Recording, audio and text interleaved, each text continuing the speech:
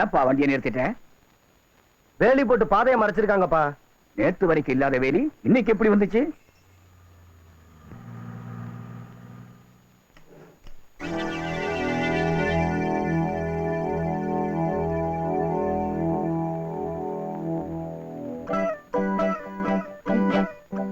வேலி போட்டதே நாங்க தான்.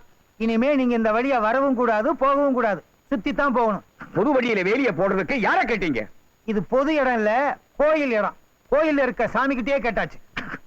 அந்த சாமி சம்மதிக்கலாம், இந்த வேலி சாமி சம்மதிக்க மாட்டான். முதல்ல வேலி எடுக்க சொல்லு. வேலியை எடுக்கலன்னா உடைச்சிட்டு போவேன்.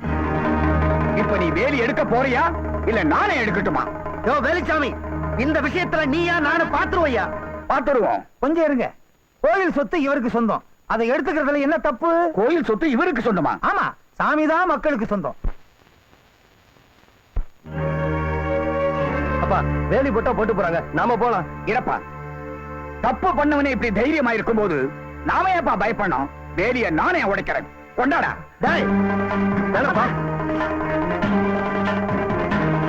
அப்பா இப்ப நீ தகராறு பண்ண நான் வீட்டை விட்டு ஓடி போயிருவேன். அறிவு நில்லுப்பா. பயந்துட்டியா? பயப்படல, நீ வீட்டுக்கு வா, இல்ல நான் நிச்சயமா போயிருவேன். வண்டியை திருப்பு.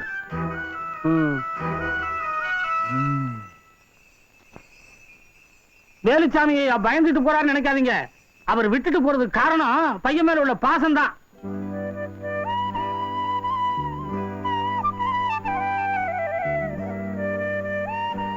ஏன் உம்முன்னு உட்கார்ந்திருக்க? எங்க அப்பாவுக்கும் உங்க அப்பாவுக்கும் ஆகாதுன்னு கேள்விப்பட்டிருக்கேன்.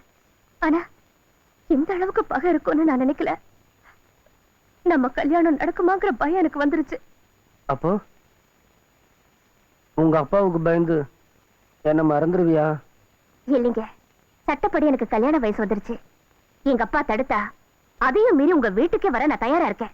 அப்ப வந்துரு, இப்பவே போயிடலாம். இல்லைங்க, உங்க அப்பா இந்த ஊர்ல தலை நிமிர்ந்து வாழ்றவரு. நான் எடுக்கிற முடிவால உங்க அப்பாவோட கௌரவம் பாதிச்சுட்டா? நம்ம கல்யாணம் நடக்கணும்னா பகைய மறந்து யாராவது ஒருத்தர் இன்னொருத்தர்கிட்ட பேசணும். அப்ப உங்க அப்பா வந்து எங்க அப்பாட்ட பேச சொல்லு. எங்க அப்பா நிச்சயமா வரமாட்டாரு. ஆனா உங்க மேல உள்ள பாசத்தால உங்க அப்பா நிச்சயம் வருவாரு. அதுவும் இல்லாம முறைப்படி மாப்பிள்ளை வீட்டுக்காரங்க தான் பொண்ணு கேட்டு வரணும். நீ கவலைப்படாத, நாளைக்கே எங்க அப்பா வர சொல்றேன். நான் அவருக்கு பயப்பட மாட்டேன், அவர்தான் எனக்கு பயப்படுவாரு. உங்களை கல்யாணம் பண்ணலன்னா நான் உயிரோட இருக்க மாட்டேன். இத பாரு, நாளைக்கு வர சொல்றேன்னு சொன்னேன்ல, அப்புறம் ஏன் அழுகுற? கொஞ்சம் சிரியா. சிரிக்க மாட்டியா? சிரி சிரி சிரி. இதான் வெளியே போனவன் உத்தம புத்திரனை இன்னும் காணோம். நீங்க சொன்னாலும் சொல்லலைனாலும் அவன் உத்தம புத்திரன் தான். ஆள் ஒரு மாதிரியா இருந்தாலும் இந்த ஊர்லயே தர்மம் பண்றதுக்கு அவன் ஒருத்தன் தான் எல்லாரும் பேசிக்கிறாங்க. அவன் வேலுச்சாமி புள்ளடி. நம்ம ஊரு பொண்ணுங்க எல்லாம் என்ன பேசிக்கிறாங்க தெரியுமா? என்ன பேசிக்கிறாளுங்க? அவன் 10 மாசம் செண்பகம் வயித்துல இருந்தவன்னு பேசுறாங்க. அப்படியா? விடியட்டும், அதுக்கு காரணமே நான் தான் ஒவ்வொருத்தியா பார்த்து சொல்லிட்டு வரேன். எதுக்கு காரணம்ப்பா? உங்க அம்மா உண்டானதுக்கு காரணம் இல்ல, உங்க அம்மா குண்டானதுக்கு காரணம். என்னது? அம்மா குண்டாயிட்டாங்களா? ஏன்பா பொய் சொல்றீங்க? இந்த வீட்டுக்கு உழைச்சு உழைச்சு அம்மா 30 கூட குறைஞ்சிட்டாங்க. எப்படி இருந்த கை இப்படி அழைச்சு போச்சு பாத்தீங்களா? என்ன எடை போட்டு பார்த்தவ மாதிரி சொல்றான்? எடை போட்டு பார்த்தாதான் தெரியுமா? நீங்க கூட தான் போன மாசத்தை விட 20 கூட குறைஞ்சு போயிருக்கீங்க.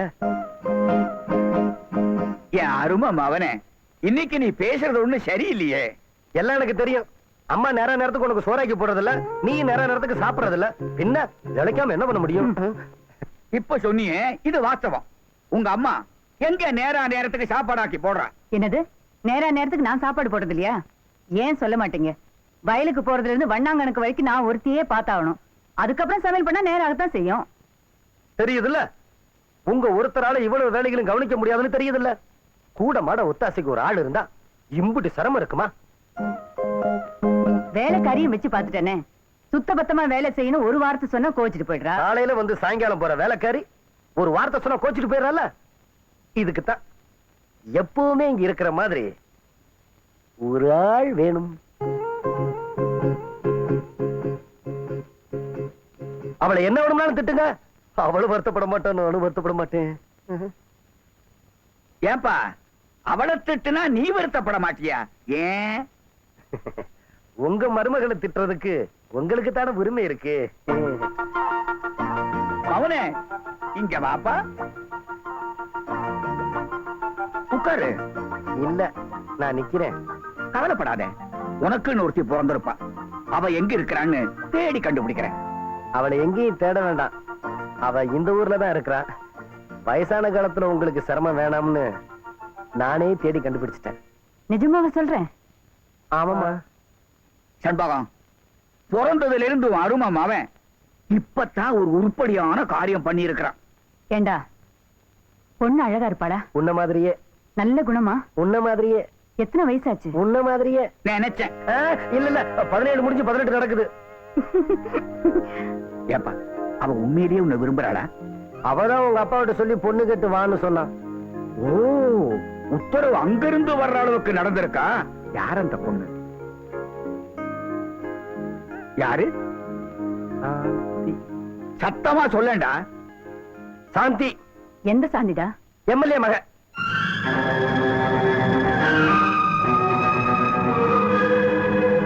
உன் மகன் எங்க வந்து நிக்கிற பாத்தியாடி?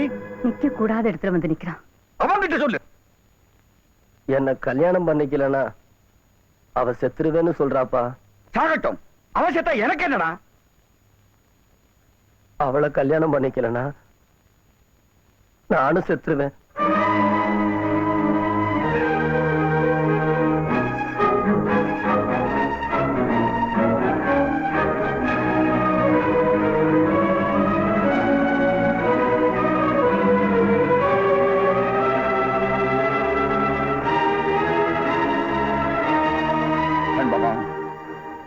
உன் மவன் என்ன சொல்லிட்டு போறான் பாத்தியா?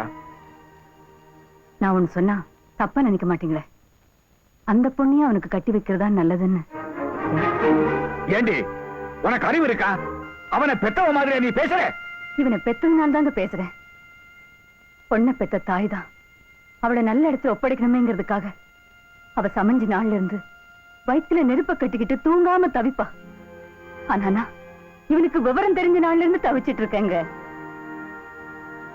இவனுக்கு யாரு பொண்ணு கொடுப்பா?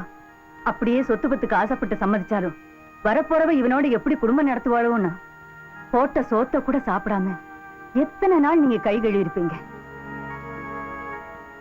நம்ம கண்ணு இருக்கிற வரைக்கும் அவனை கட்டி காப்போம். அதுக்கு பின்னால அவன் என்ன ஆக போறானோன்னு எத்தனை நாள் நீங்க கண் கலங்கிருப்பீங்க?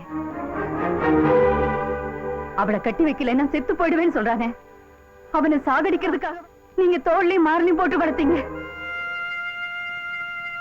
நாம வளர்க்கிற ஆடு மாடு குட்டி போட்டு அது சந்தோஷமா வாழ்றத பாக்குறதுக்காகவா நாம இத்தனை வருஷமா உயிரோடு இருக்கோம்? இவனுக்கு ஒரு கல்யாணத்தை பண்ணி வச்சு இவன் குழந்தை குட்டிகளோட சந்தோஷமா வாழ்றத பாக்குறதுக்காக தாங்க. ஏன் சண்பகம், இதெல்லாம் எனக்கு தெரியாதுன்னு நான் நினைக்கிறேன்.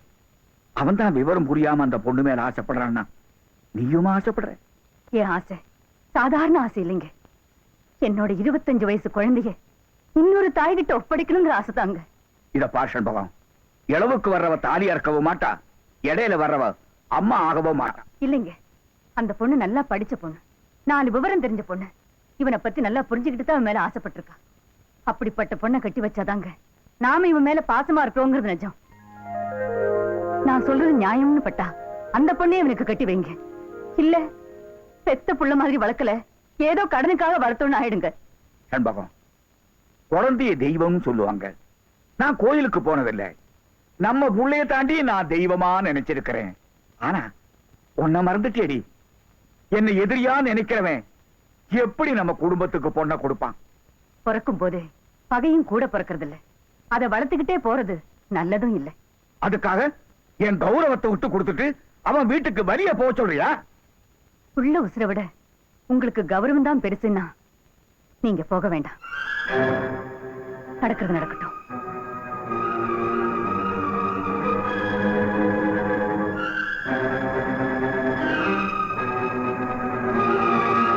சண்பகம், உன் புள்ள கொடுத்து வச்ச வண்டி இல்லன்னா உன் வயித்துல வந்து பிறந்திருப்பானா?